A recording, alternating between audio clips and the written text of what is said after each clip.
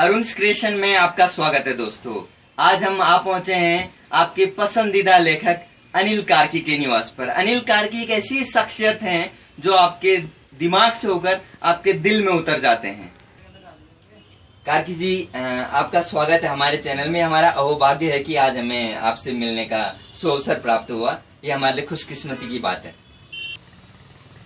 दोस्तों, ये हुड़का अनिल कार्की की कविताओं में, कहानियों में या इनकी एक्टिविटी में हमें सब जगह ये हुड़का दिखाई देता है। अब हम अनिल कार्की के पास ही जाके पूछते हैं कि ये हुड़के के बारे में कार्की जी हमें कुछ बताइए। पहले तो धन्यवाद आप लोगों का। हुड़का असल में मैं पहली बार नहीं इस्तेमाल कर रहा हूँ। हुड़का हमारी जो परंपरा है कुमाऊं की, वो बहुत बड़ी परंपरा है और उसी परंपरा को एक किस्म से आगे बढ़ाने का दायित्व है मेरा, या जो हमारे जन लेखक कवि या जन आंदोलनकारी रहे हैं। उससे पहले ये जो है हमारे जो खेतों में जो हुड़की बोल होता था, या जो हमारे जो एक विराट जो सांस्कृतिक परंपरा है उसके लोगों की थाह थी।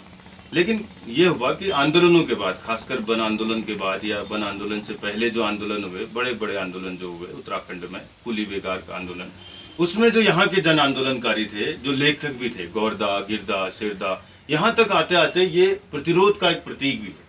तो मेरा ये मानना है कि हुड़का हमारे प्रतिरोध का प्रतीक भी है, उस सांस्कृतिक अस्मिता का प्रतीक भी है, जिसमें हम ये कहते हैं कि हाँ, ये हमारी जंगल है, हमारी जमीन है, हमारी संस्कृति है, इसको हम बचाए रखेंगे। अनिल जी, जैसे आप बता रहे हैं हमारी जंगल है, जमीन है, हम आपको बहुत सारी जगह आप जाते हैं, आप झंडा लेकर आंदोलन के लिए चले जाते हैं। ये क्यों ऐसा? मतलब एक लेखक अपना लेखन छोड़ के, दोस्तों आप देख रहे हैं ये अनिल कार्की की लिखी हुई किताब है अभ्यास कथा। ये हिंदी में खास तौर से हमारे कुमाऊनी भाषा के शब्दों की इस किताब में भरमार है और पूरे उत्तराखंड की जानी पहचानी ये किताब है। सिर्फ उत्तराखंड तक ही इसको सीमित करना शायद मेरी गलती होगी।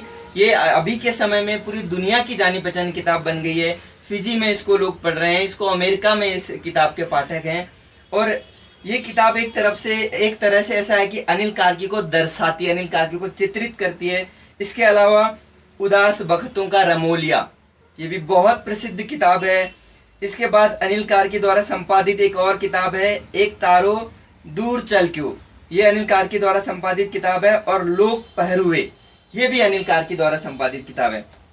अनिल जी, इसकी शुरुआत कब से हुई? जैसे कि मैं अनिल कार्की को जानता हूँ, हम दोनों ने, आपने और मैंने एक ही स्कूल में पढ़ा, आपने कॉमर्स की पढ़ाई की, और ये साहित्य की चिंगारी कब फूट पड़ी आपके अंदर? असल में मामला ये होता है कि जब मैं असल में मुआनी, पिथौरागढ़ डिस्ट्रिक्ट का एक इलाका है मुआनी, वहाँ राम नदी बहती है, रामगंगा, उसके किनारे एक गाँव है पीपलतड़, वहाँ से निकला हुआ है। और बहुत पहले हमारे पिताजी नहीं रहे, वो सेना से रिटायर हुए। रिटायर होने के करीब 10 साल बाद वो गुजर गए। लेकिन एक लंबा जो वैधव्य था मेरी माँ का, मेरी ईजा का और मेरी बुआओं का, उनके साथ एक लंबी पीढ़ी तक रहने का जो संस्कार है मेरा, उससे कहीं ना कहीं ये लिटरेचर जैसी चीज, साहित्य जैसी चीज जो मौखिक परंपराओं में थी, वो घर कर गई। जब वो दिमाग में घर कर गई, तो अब सवाल ये था कि कॉमर्स से तो ऐसा होता है ना, ये हमारी विसंगति है हमारे जीवन की, कि हम वो होते ही नहीं जो हम होते हैं, और हम वो हो जाते हैं जो हम कभी नहीं होते।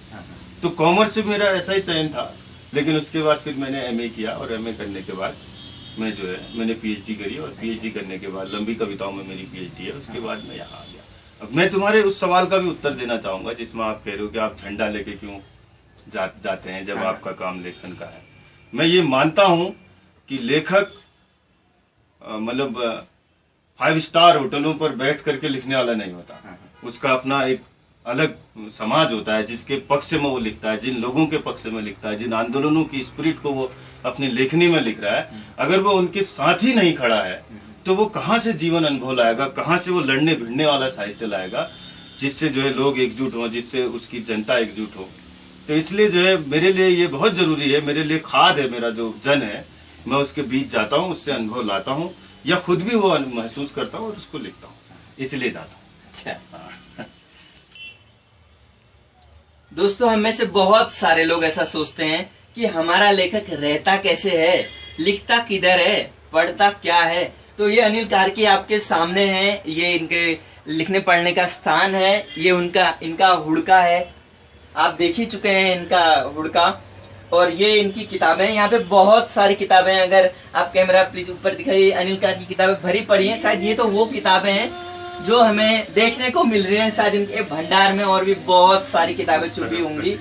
और एक और खास चीज जिसने मेरा ध्यान आकर्षित किया, एक जो घंटी यहाँ पे लगी हुई है। अनिल जी पहले इस घंटी के बारे में बताइए कि ये क्या है। ये घंटी, बहुत सारी घंटियां आपके पास है, लेकिन ये खाकर है, घोड़ों और बकरियों के गलों में जो है बांधा जाता है। अच्छा, और एक और सवाल खड़ा उठता है, लोग सोचते हैं कि हमारा लेखक करता क्या है भाई।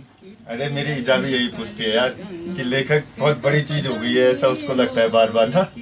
तो और जब मैं पीएचडी में आया तो उसे तो पता भी नहीं था कि पीएचडी क्या होती है। तो मैंने कहा मैं पीएचडी कर रहा हूँ, तो उसे लगा कि मैं कोई नौकरी कर रहा हूँ। तो क्योंकि आप कब कर रहे हैं, मतलब आप ब्याह कब करते हैं आप। अच्छा ना, कि अब ये बड़ा मतलब वो है। लेकिन हाँ, जब मैं यहाँ आया, यहाँ आने के बाद एक तो मैंने स्वतंत्र लेखन किया।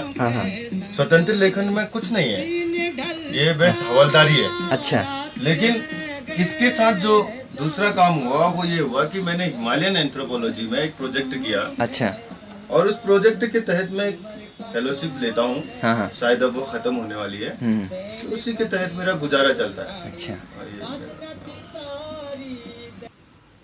अनिल जी मेरा एक सवाल है कि आप अपने पाठकों के लिए क्या संदेश देना चाहते हैं। असल में मैं अपने पाठकों का मुंह लगाया हुआ लेखक। अच्छा, उन्होंने मुझको जो है पता नहीं मैं कहाँ था और मुझे कहाँ उन्होंने उठा दिया। तो अब जो इस समय की जो सबसे बड़ी चुनौती है, वो चुनौती हमारी बेरोजगारी है। हमारे जल जंगल जमीनों पर लगातार हो रहे अधिग्रहण है, और जो ये उत्तराखंड बनने का 16 साल का मोह भंग है, एक खतरनाक स्थिति में पहुंच चुका है। तो मैं ये कहना चाहता हूँ अपने पाठकों से कि साथियों, ये कच्ची अन्यारी रात की अलबलाट है, और इस अलबलाट के बीच अपने लड़ने भिड़ने की स्पिरिट को जिंदा रखिए।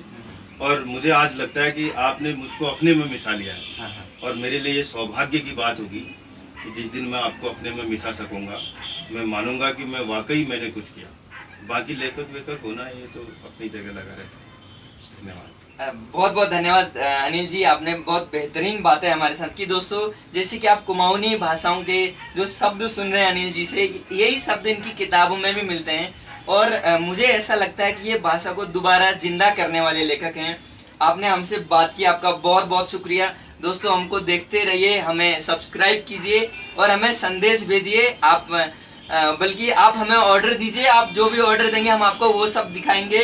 आपका बहुत बहुत शुक्रिया अनिल जी, आपका बहुत बहुत शुक्रिया। हमें देखते रहिए, धन्यवाद।